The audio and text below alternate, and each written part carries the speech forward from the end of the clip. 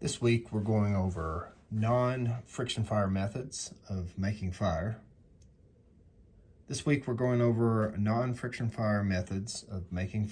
So we went over percussion, several different forms. So one of the most primitive with marcasite and flint.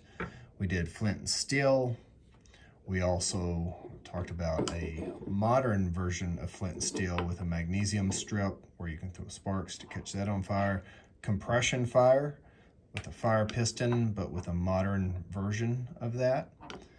And then we also talked about electrical fire, not just with a gum wrapper, but we also talked about steel wool and how it could also be used to catch a spark. We talked about chemical fire, so potassium permanganate with glycerin or potassium permanganate and sugar, and then magnification or solar fire. And those are not all, but these are really easy to keep in your first aid kit.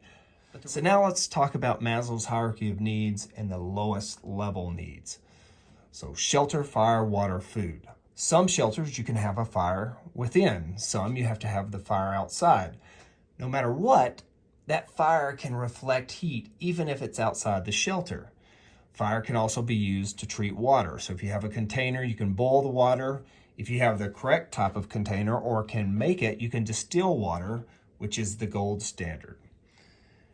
Potassium permanganate can treat water, but sometimes you don't want to have chemicals, and so by boiling your water or distilling it, you make it safer to drink. Fire can also be used to cook food. So if you have an animal-based food or a plant-based food that you found in the wild, sometimes harmful bacteria can be found in those foods. So you'll want to cook it to make it safe. So that's how fire fits in to the lowest level needs. Now, just above the survival needs, you have safety and security. So fire can be used for force protection, meaning it can be used to make other tools to defend yourself against animals. And many animals are afraid of fire. So just the smell of smoke or the sight of fire, they won't come near. It also gives you a source of light so that you can see around your camp late at night so that you can move around. So fire for deficiency needs has a huge connection. And that's why we're going over many different types of backup systems. So if you can't make a friction fire and your main method of making fire has failed you, how are you going to meet those deficiency needs in a survival situation?